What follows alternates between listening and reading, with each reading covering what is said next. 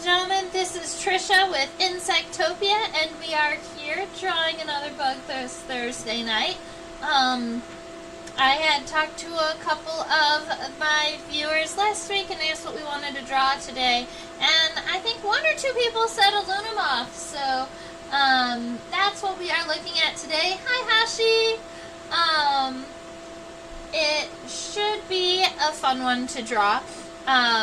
Although, as many of you are already going to know, Luna Moths are huge. They're a silk moth in the family Saturniidae, and it's not going to fit under my microscope. In fact, the antenna over there just barely fit under the microscope. So the specimen is, let's just go with fairly large. You'll notice that the wings on my specimen are practically see-through, and it's just because the specimen is old, and I've been using it to teach for a long time. So it has, some of its scales are missing, and then the scales that it does have are starting to fade out because Luna Moths have a pigmented color, so that really vibrant green color that you see in the wild does fade over time. In comparison to like any of the metallic green butterflies, like if you've seen the tropical like metallic green blue butterflies, those ones are structural, so those ones will never fade. So some greens are going to fade and the metallic ones generally stay the same. So that's our friend the Luna Moth. I did go ahead and kind of take a picture of it so that we can put it over there while we are drawing it so that we can see the overall body shape and the wing shape and some kind of size comparisons. So I'm going to leave that there for a moment. Luna Moth, I'm going to write that on my paper.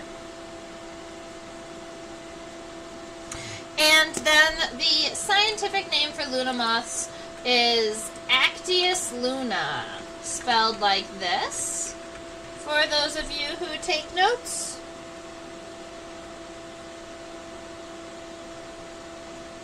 A couple fun facts about Luna Moths.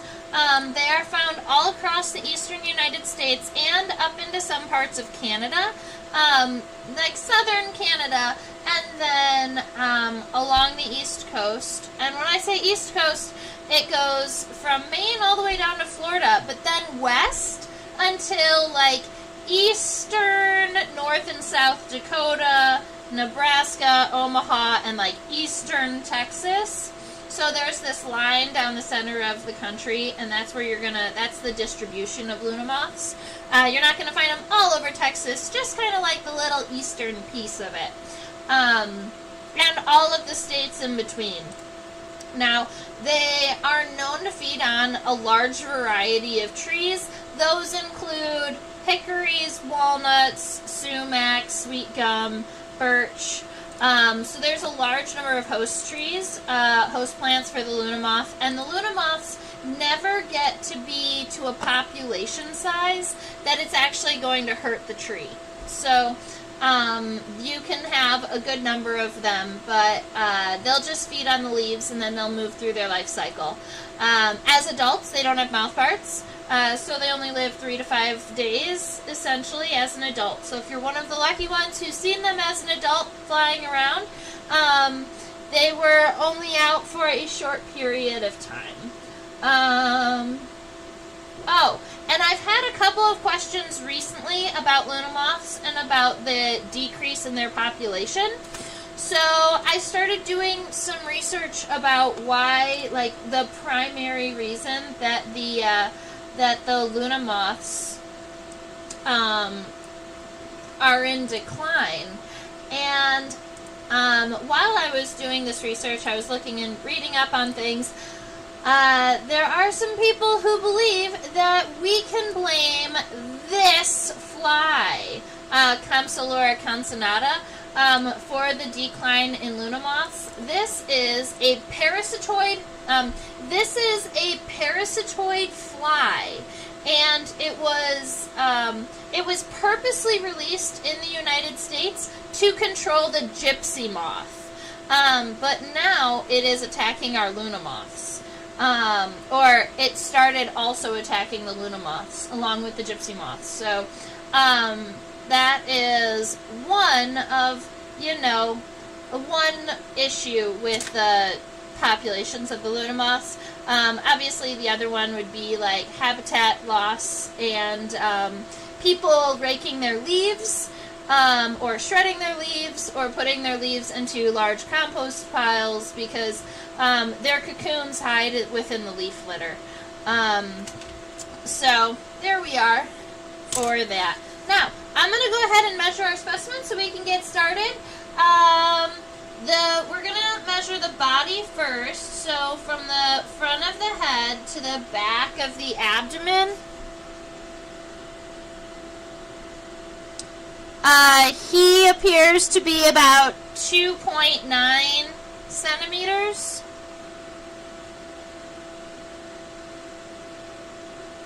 It could be almost 3, but we're going to go with 2.9 centimeters from the head to the abdomen.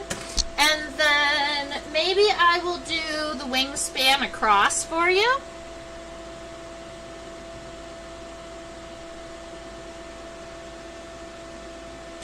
Her wingspan, his wingspan. If you measure from the top, his wingspan is about 9.5 centimeters. When you get to the middle range, it's more like 9. But we're going to go with 9.5 centimeters for his wingspan. And I think the only other thing that we're going to need to know, during the sketching is from the base of the body up to the top of the front wing, that is 6 centimeters. So that's going to be double the length of the body. That gives you a little bit of an idea how large our specimen is. And I'm going to pull him over here and start our sketching process. So, welcome all of you who are joining us today. Is that measure at an angle or vertically? Oh, great question. That is at the angle.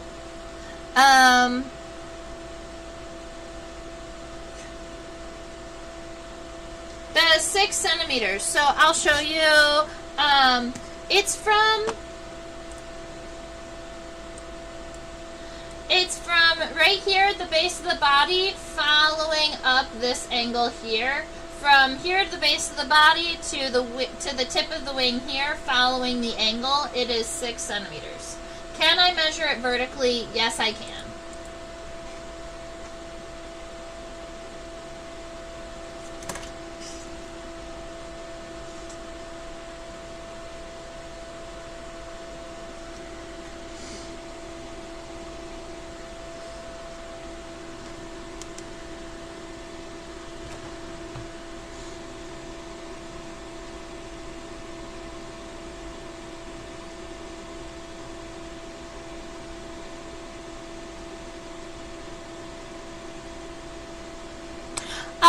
Vertically, that measurement is 4 centimeters. From the base of the wing to the top, as a vertical line, it's 4 centimeters.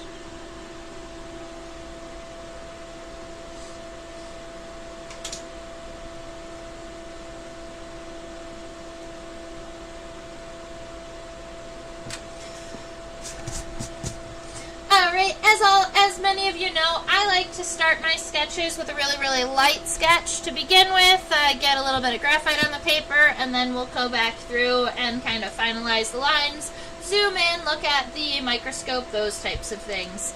So I'm just going to try and get my body kind of started. Up here at the very top of the thorax, let's see, I'm going to be doing...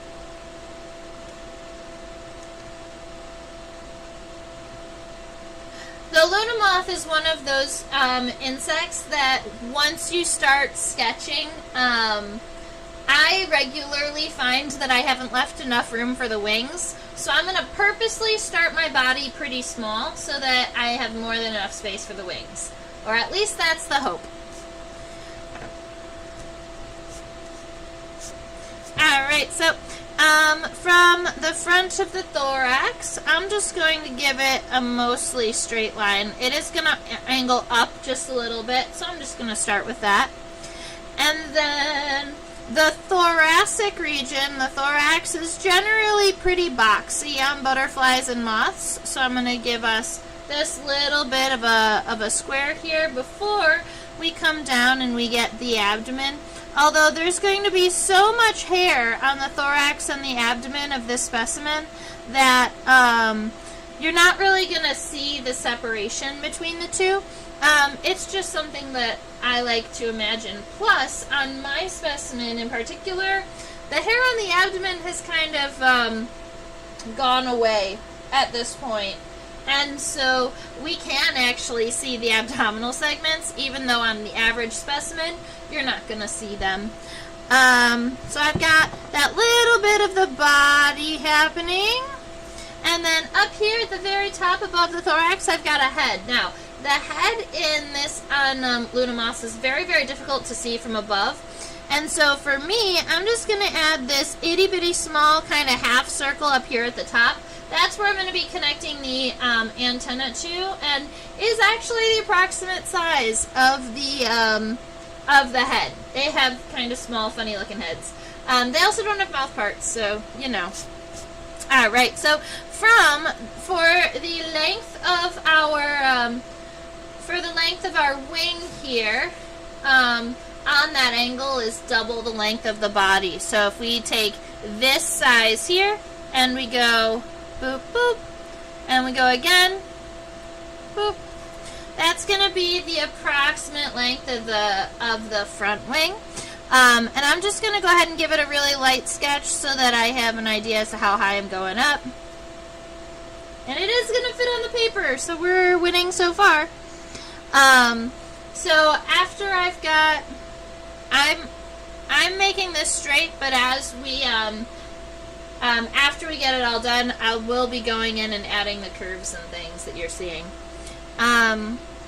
So my front wing, as I come down, our goal is to get it, go down until you are about halfway into this thorax here. So right around here is where I'm going to be coming out and kind of rounding up this edge here. Just to give us our approximate size of our wings before we modify them. And then for the hind wing, keep in mind that the hind wing isn't going to meet directly underneath. There's this little bit of this V here. And then the hind wing does come out just a little bit further than the front wing. So you can make it come out just a little bit. But I prefer to draw the wings from the base out. So I'm going to finish with just a little bit of lines here, but I want to go from the base and create this tail. Now, the cool thing about Luna moth tails is that they are an adaptation to protect the Luna moth against bats. Because bats are going to find their food source, the moth, through echolocation.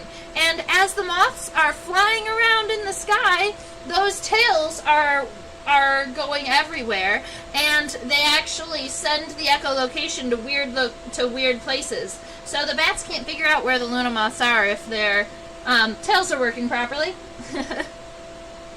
Alright, I'm going to measure this on the angle first, and then I'm going to give you the vertical measurement.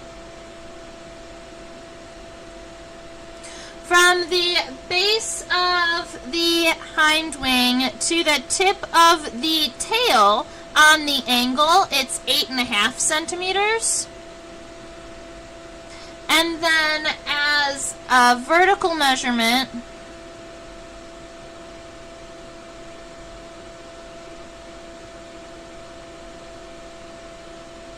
it is 7.5 centimeters. So what I'm going to do is take the length of my body and multiply it by 3 and make it just short of that.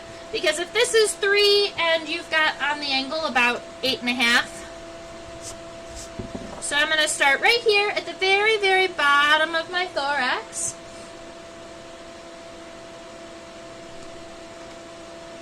From where is that 7.5? From right here, the base of the hind wing, from here to the where the tail ends. So from the base of the hind wing to the tail. Yeah. Very good. Oops. I left the fly scientific name on there.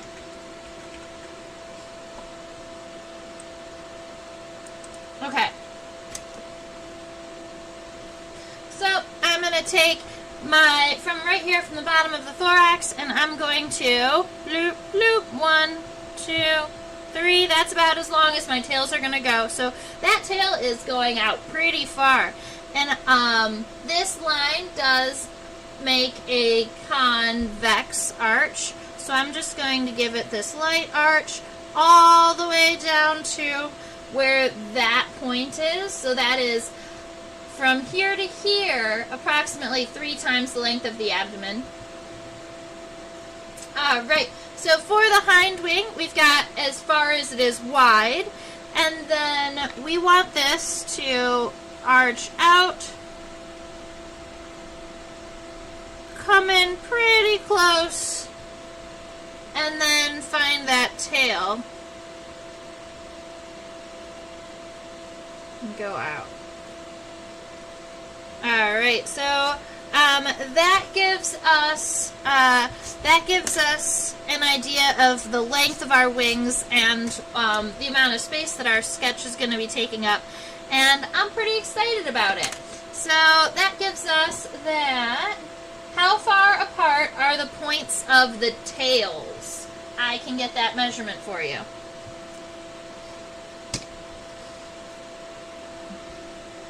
From the left point of the tail to the right point of the tail is approximately 11 centimeters.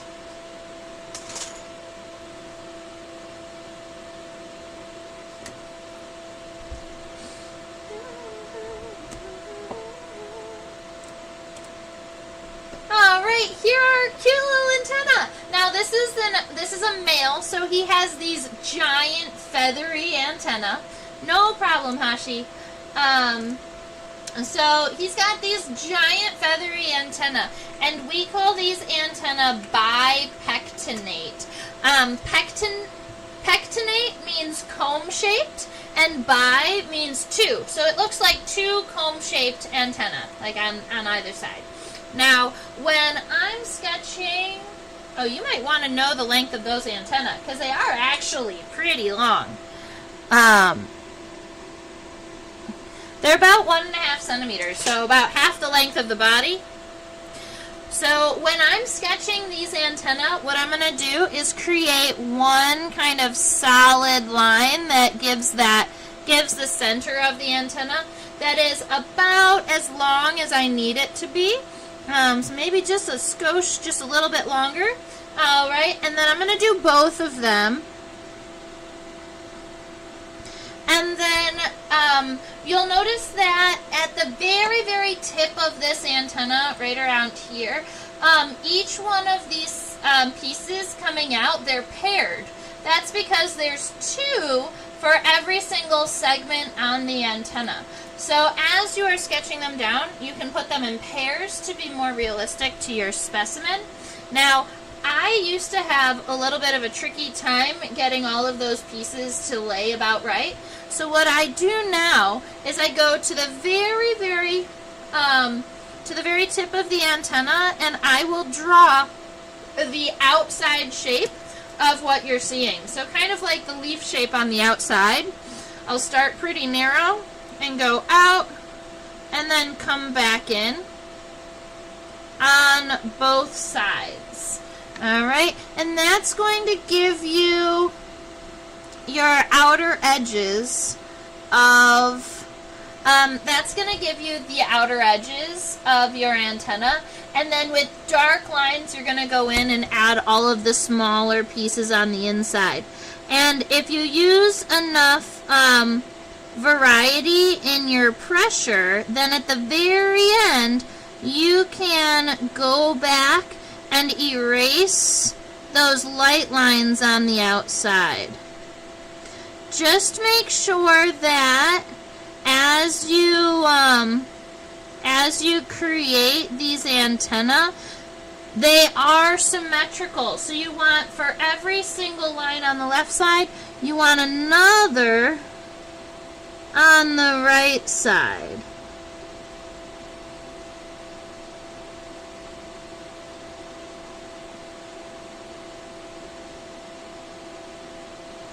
Now, you'll notice that my right antenna is underneath the left one.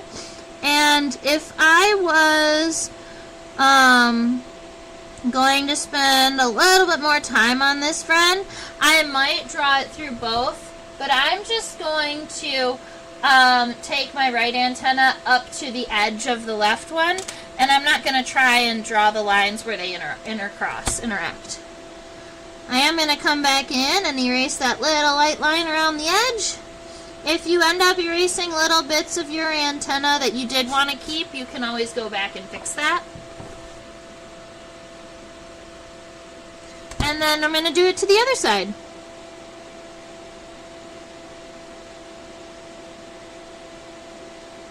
Honestly, giving the edges on these bipectinate antennae have meant the world for my drawing of these antennae. Alright.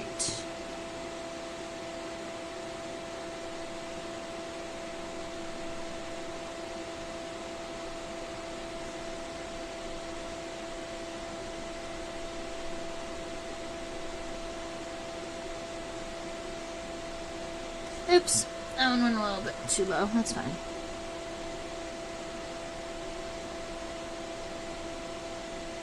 Okay. Alright, so we've got those big giant bipectinate antennae all figured out, and I love it. The males can actually smell the ladies from over a mile away. They have, these large antennae are just like giant noses. I love it. So they're connected right here to this head, and the head is itty-bitty tiny, but it is also fairly dark. So I am going to give myself, I'm just going to kind of darken this head in here. But if you look at the bottom of our antenna, there is this little bit of a white band before you get into the dark band across the thorax. So what I do for that area is I already have the width of my thorax here, so instead of it just being flat, I make this a little bit of an angle and then cross it over flat. So then you have this little space here that's going to be dark, and then you've got a little bit of a space here for this band that goes across the thorax. And this band that goes across the thorax connects to the costa, that first vein on the front wing. And I think that that's where we're going to go now. So we've got our antenna all figured out. I am going to go ahead and move our microscope image. Maybe right around here to start.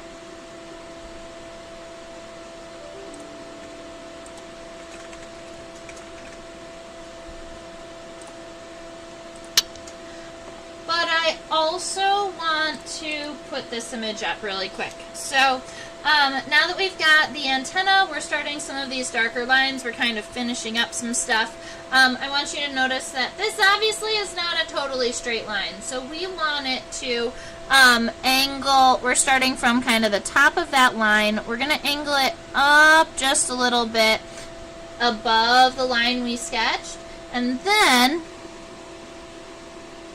we're going to make it come flat. Alright, so you want there to be this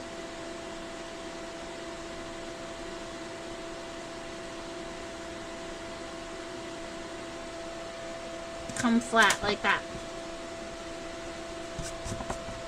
And let me get this all situated. Alright. Alright, so that's going to be our first shape of the outside of the wing. I don't need this little light line here, so I can erase that one. Coming down, instead of it just being completely straight, I do want to round this. That's not a sharp corner. Right about halfway, we're going to make a concave arch here. Comes kind of towards the body, and then comes back out. And once you get to this part, instead of just going straight across, we are going to start here, and we're going to give it like a downward arch. So we're going to start here, and we're going to go woo, and connect it that way. So that gives us the true outline of our wing, and something that I'm pretty happy with. And sometimes I wonder, well, why don't we just start with this? But sometimes it's easy to create straight lines and measure straight lines and then modify them the second go around. At least for me. So at this point, I want to add these I want to add the wing venation in. Hi, Dante.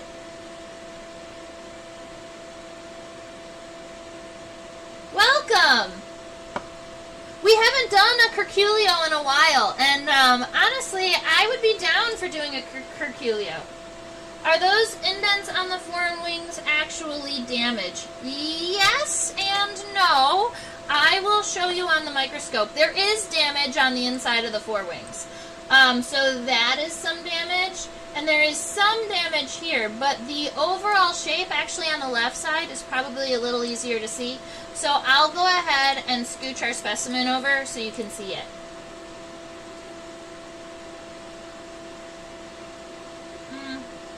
It's hard to tell.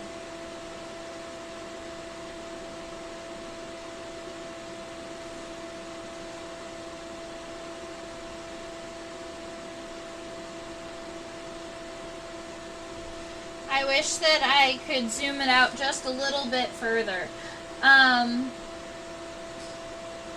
Let me see if I can.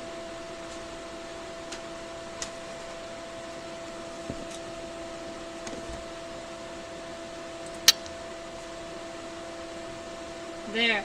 So there is damage along the outside of the wing, but the overall shape does have an indent into the margin.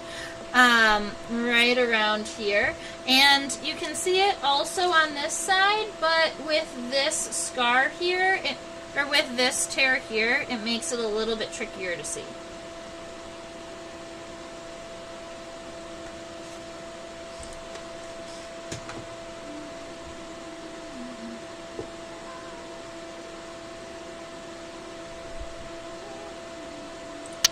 Okay.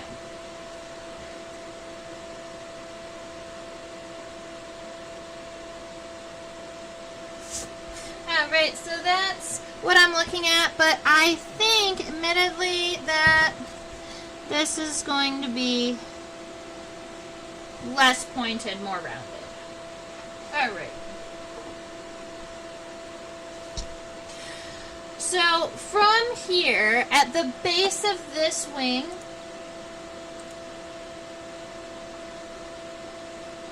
oh, no problem, Deb. Welcome. I'm glad you're here. And we're drawing a Luna Moth. So we've gotten the overall body shape figured out. We've got a lot of measurements. Yeah, we're drawing this Luna Moth. So at the base of the front wing here, This is where the costa is. The costa is the front leading vein of a butterfly or a moth's wings. Actually, all wings start with the costa, but it's the strongest vein in the wings, and it's in this very, very dark band along the front of the wing that does kind of shrink and disappear up there at the top. So this whole region here is fairly dark, and it has the costa in it. Alright, then directly underneath the costa, if I erase this, you'll see it, there is a subcosta. So, Terry, where are you? There you are. This right here is the costa, and then this right underneath it is the subcosta.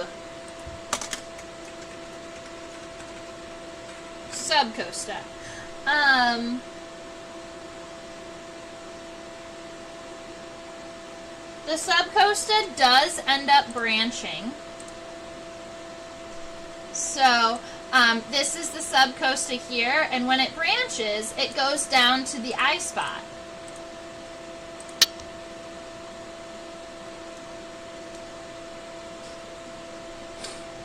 Alright, so what we're going to do is we're going to leave this here.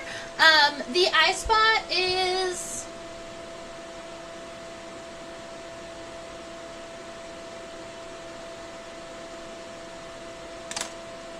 Let's just take the measurement. I was going to estimate it for you, but I don't know if there's a good way to estimate that.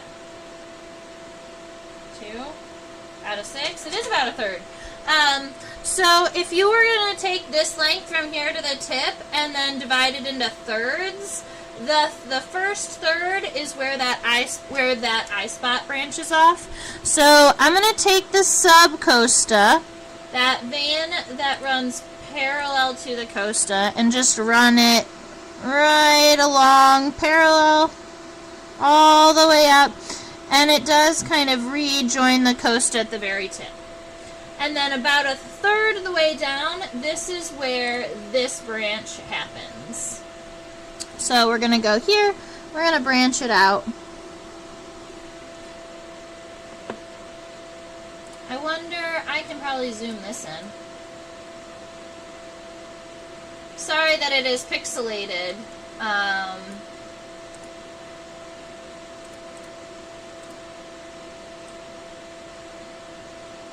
But I think that it is better this way. Okay. Alrighty, so then we've got this, the subcosta meeting the costa, and then right around here, the subcosta divides, and all of the veins, notice that all of the veins, by the time they get to the edge of the wing, they are sub-equal apart from one another. So if you look, they kind of are almost evenly divided along the length of the wing. So right here, it divides up, and then it goes out to the edge of the wing. Alright, and then you've got this one that comes down. It is going to go kind of straight through that eye. Kind of funny, it goes kind of straight through that, I'll show you. It goes straight through that eye, the false eye. And so you've got kind of that darker off of the left side, and then that white along the right side here. And then it's going to come back in towards the center. Alright, so you've got that cell. And now we're going to add all of the veins that come off of it. So you've got one, I believe this would be R1, that would come out and up and hit the edge. And then you have another one that comes just a little bit lower, and instead of angling up, kind of has this little bit of a downward arch or a straight across. Right at the bottom of the eye, you have one that comes up like this. This one needs to be straighter.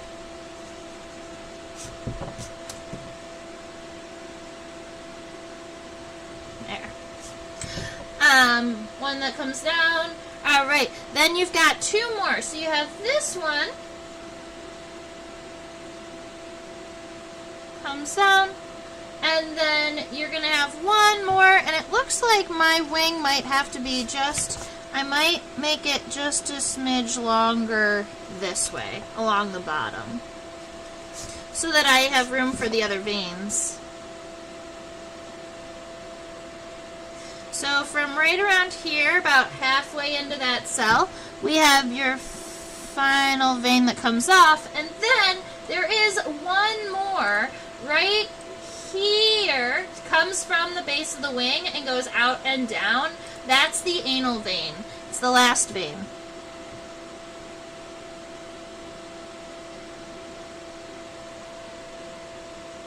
Alright, so those are going to be your wing venations on that front wing here. And now that we've got the front wing all taken care of, I kind of want to go back and zoom into the thorax here and get a little bit more of this body done as we're going through. Oh, and the fun thing to do with Luna moths is look at the eye spots. We can zoom in really good to this one. I think the scales around the eye spots are my favorite.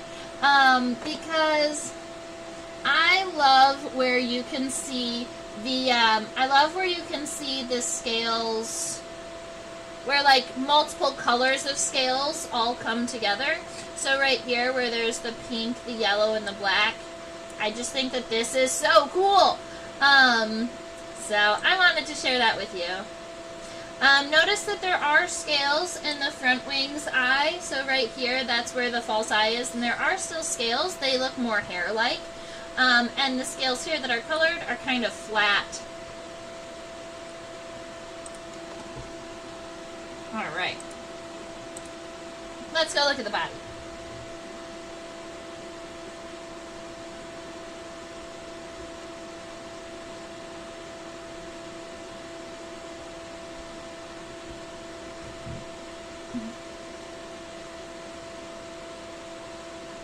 It's so fluffy! So, many of you know that seedy means hair, in insect lingo. Fluffy, in science terms, is setose, covered in hair. So, I would describe the thorax as setose of this male Luna moth here.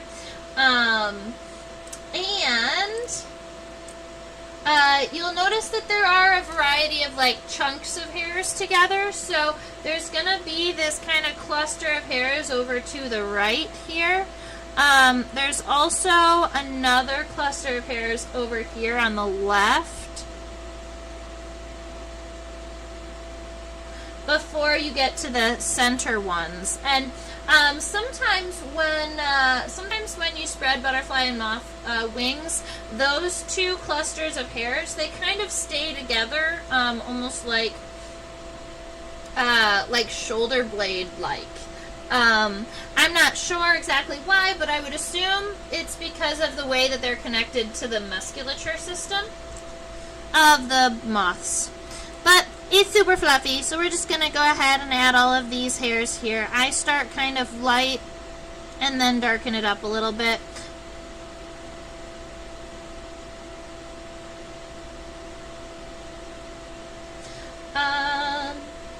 Shoulder pads. Yeah, kind of like that. Kind of like little shoulder pads for their wings.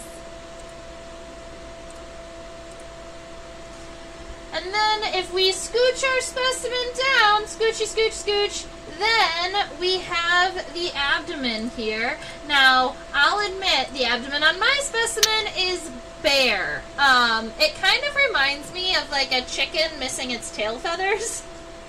Poor guy.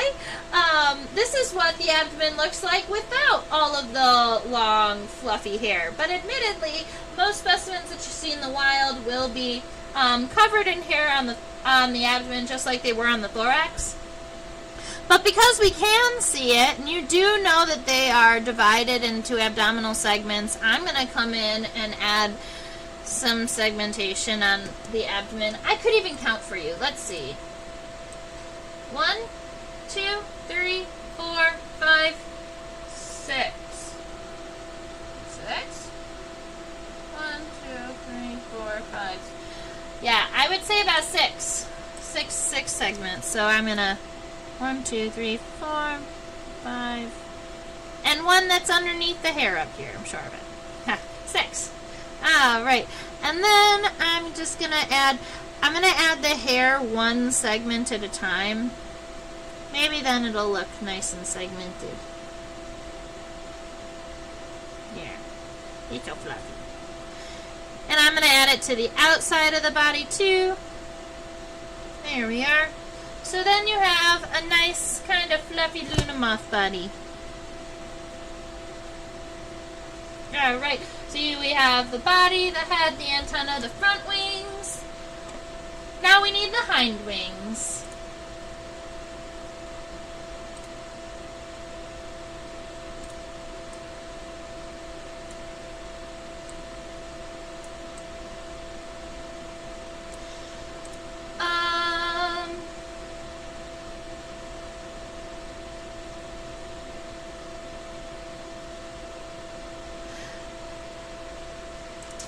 Alright, so I didn't save the picture that I thought I did. That is okay. I'm going to go ahead and describe this to you really quick. Luna moths are in the family Saturniidae. These are the family, this is the family for silk moths.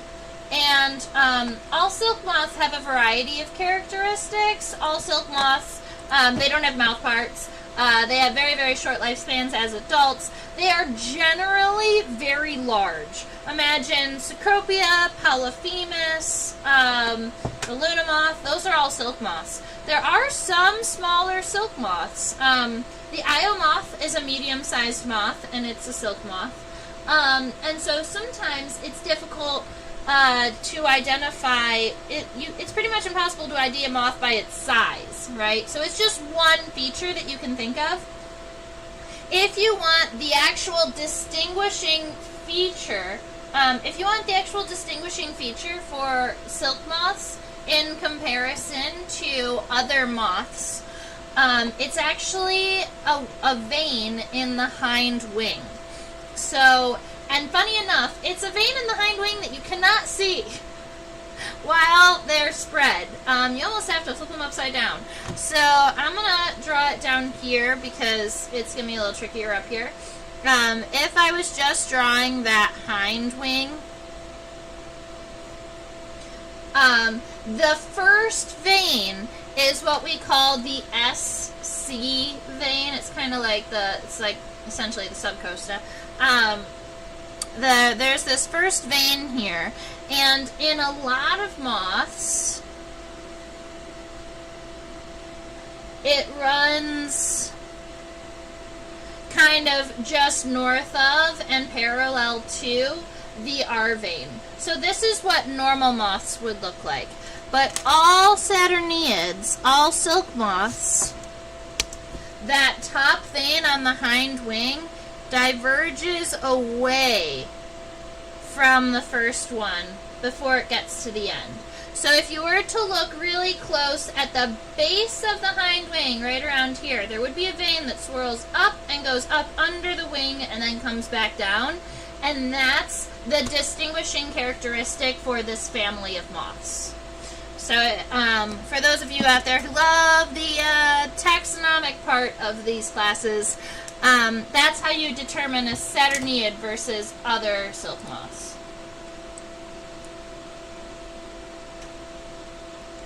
What are the hairs made of?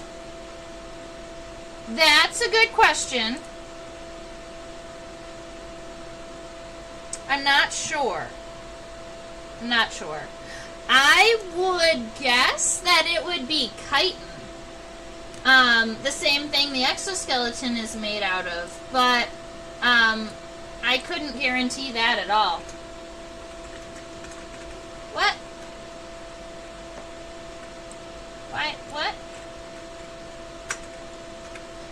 My text box just decided to be 5 times too large, so we're going to make a new text box. Okay.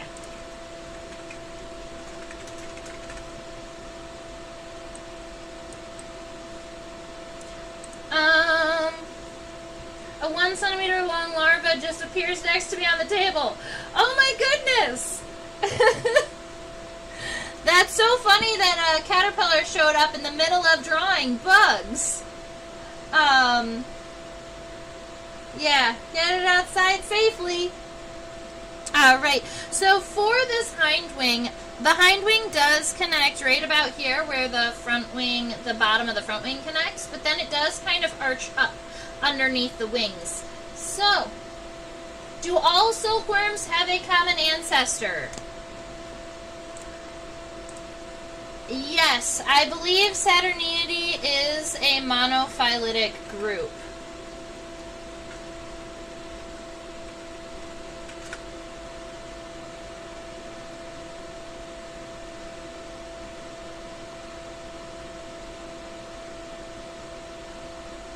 Yeah.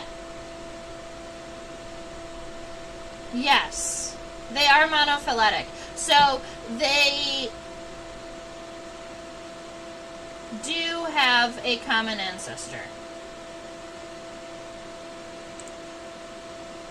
And it's a great question because there are so many groups of insects out there that they organize that way, but then they actually, when they do the genetic testing, realize that they are not monophyletic, and then they have to kind of resituate the groups and change things up.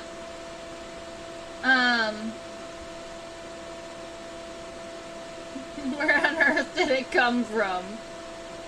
I have no idea, Hashi. Alright, so right here, what I'm going to do is just create this kind of arch upward, and I'm doing it really light as it's underneath the front wing. But I want it to, at least the outline to be there. And then I'm going to darken that line up right when it comes out.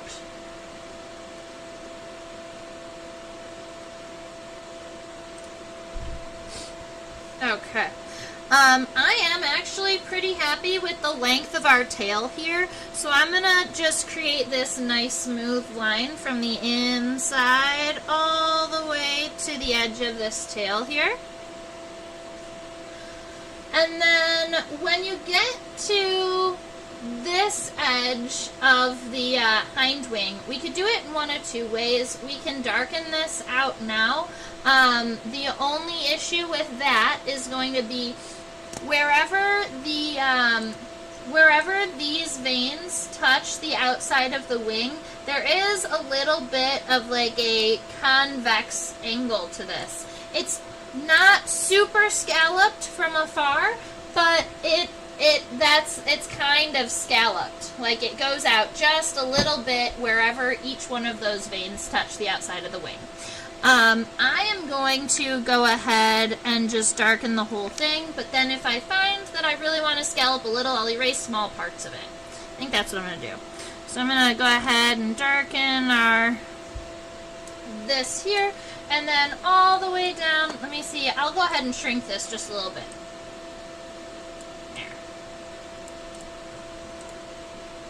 There. Alright, so we're pulling that out, and then something along those lines.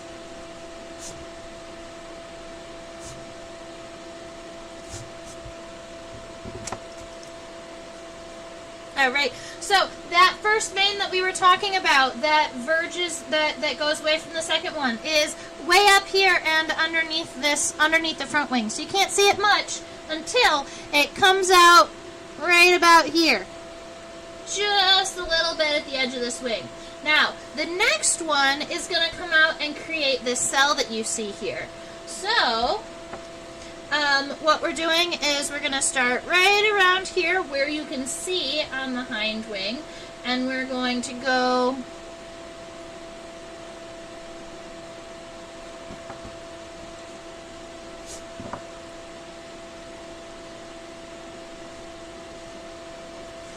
right around. It's shorter.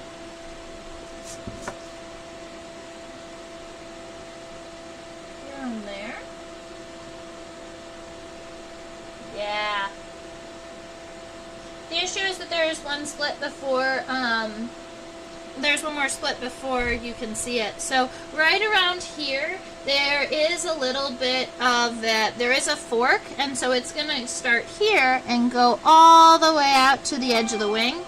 And then you're going to go a little bit further.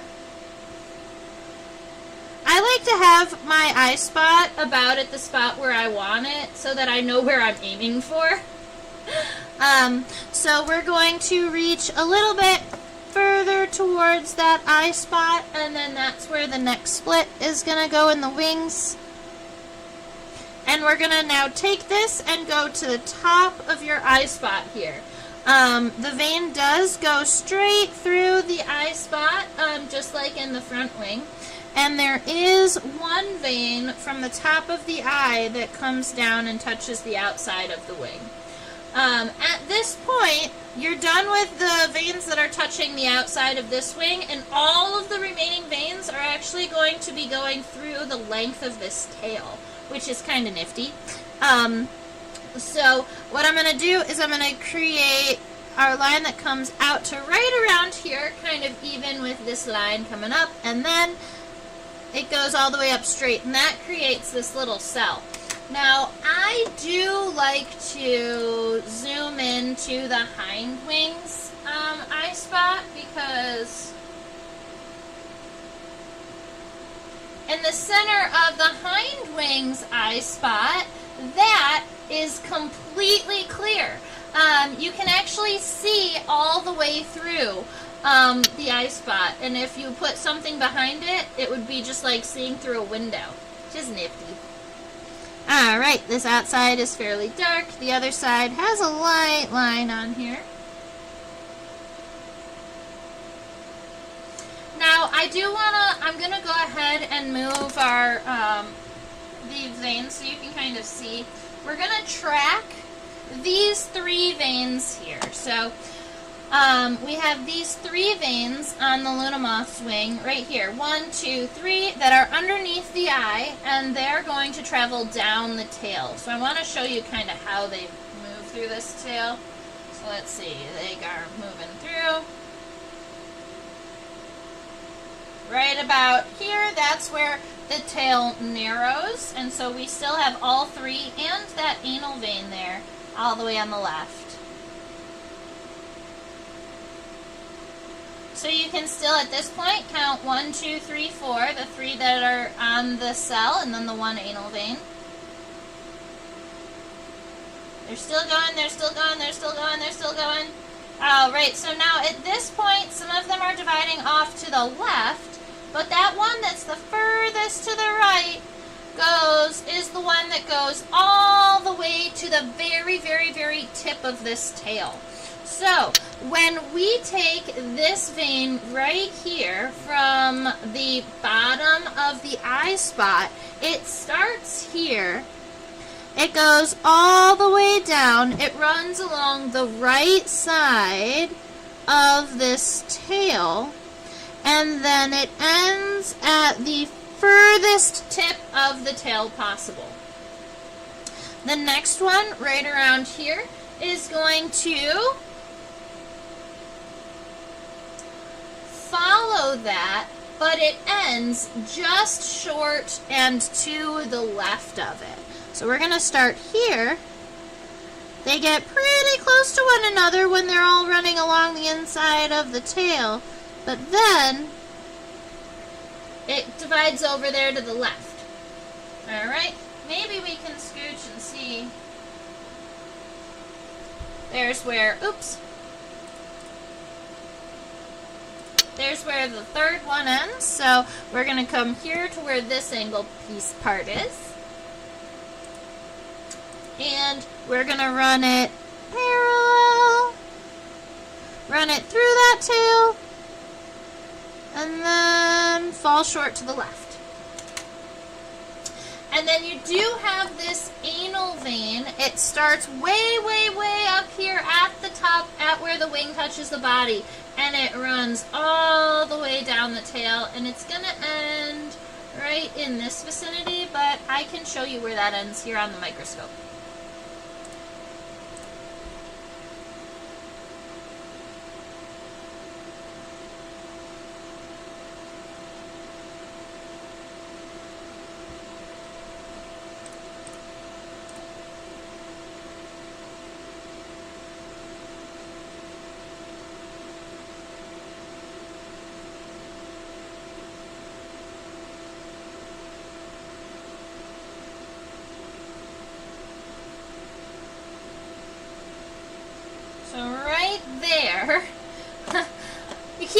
much as to where it is, but this is the anal vein right here, and it ends right around here. So if we were going to look at that in this, maybe what we can do is zoom in even further and see if we can see that. It might be a little tricky. It's right around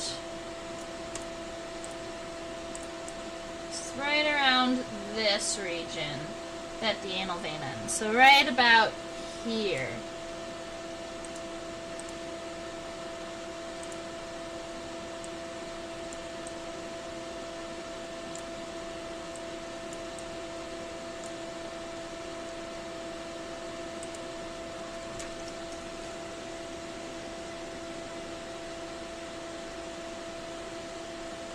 Oops.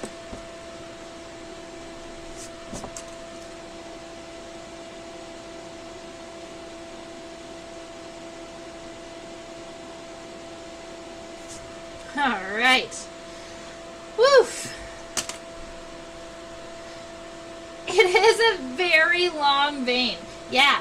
And the blood flow, the hemolymph, right, insect blood, has to run through those veins to expand even the tip of the tip of the tail of the Luna moth. So as they hang upside down, they're beating their blood all the way through up here, and then once their wings are fully they're fully expanded, they actually will cut the circulation off to their wings, and then they beat them until they're dry, so that they can fly. And this male, because he's got these giant bipectinate antennae, it's his goal and his job to go and find the ladies. The ladies will sit in one spot and produce pheromone, and the boys have to go and find them. Fun stuff. Luckily, he has crazy, awesome sense of smell, so he can smell the pheromone. He can pick up the pheromone from the ladies from miles away.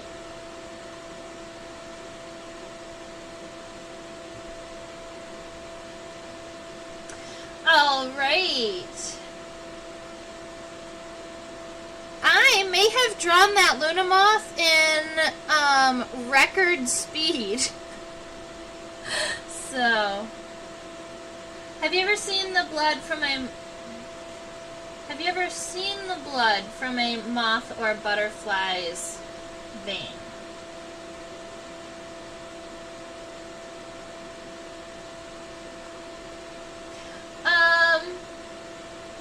No. I mean, I've never looked at it underneath the microscope. I have seen butterflies and moths when they're in this process, when their wings are really wet. But I've never, no, not so much. I have seen the butterfly and moth.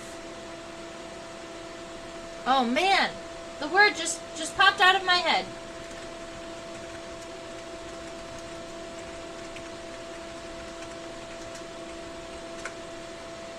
The meconium. So butterflies and moths, right after they emerge, and they're in the process of drying off, their wings, they will also have essentially their first poop. And they haven't eaten anything, so this is all of the waste that the caterpillar still had in its body when it became a cocoon or a chrysalis, and it's called the meconium.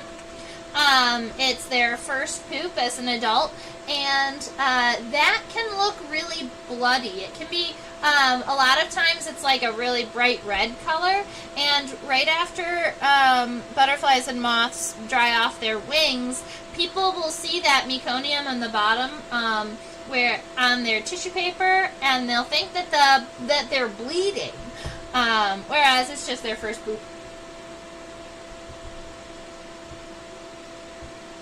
Yes, Human baby's first poop is also called meconium.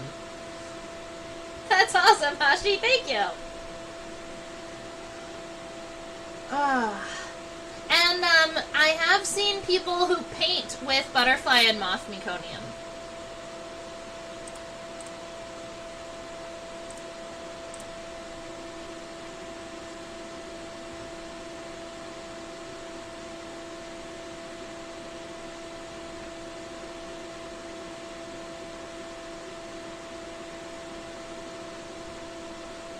It's my favorite view. Alright, does anyone have final questions, comments, concerns, and or an insect that they want to draw next week?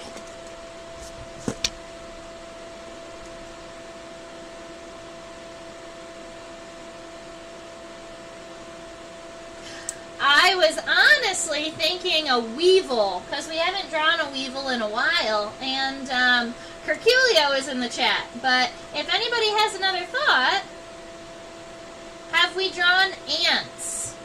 You know, we haven't drawn an ant in a while. I think a long time ago we drew a queen ant once, I believe.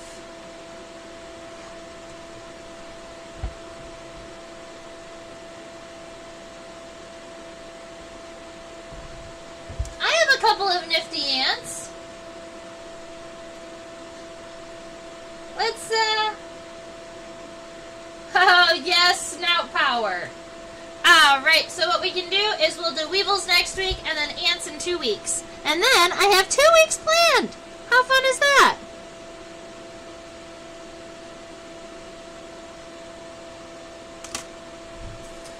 Awesome. So, looks like, yep, and we'll be doing those. Very good. So, we'll be drawing a weevil next week. I hope you all come back and enjoy it. Let's see. Bye, Hashi! Alright, ooh, I'm out of the picture. Alright, thank you so much, ladies and gentlemen. I hope that you've had so much fun drawing today. Here is our Luna Moth. This is my sketch this is my drawing that I drew today, but if you would like to share your sketch, you can always email me at trisha@theinsectopia.com. I love seeing your sketches. I also love seeing your blog posts and all of the information that you have about bugs. It makes me smile. Over there is just a logo for OutSchool. I teach students ages 5 to 8, 9 to 12. Feel free to think of a young person in your life and suggest that they take some of my insect club classes. I have students from all over the world, Australia, Thailand, the US, Europe, and we talk about bugs. I love bringing all the bug lovers together in one place. It's so much fun. Over there is your reminder to subscribe to the YouTube channel. All of those of you who are subscribed get to chat with me in the chat box, so that is fantastic. Thank you so much for those of you who have already. And if you've really enjoyed class today and you want to help support Insectopia, my small business, there is a QR link right over in this area, right about there, that you can drop a donation if you'd like. Buy me a cup of coffee, keep me awake, keep my bugs happy. I really appreciate that. And on Facebook and Instagram, I am at Insectopia 2015 if you want to find me. I hope that you have a fabulous rest of your week and stay buggy. Bye, ladies and gentlemen.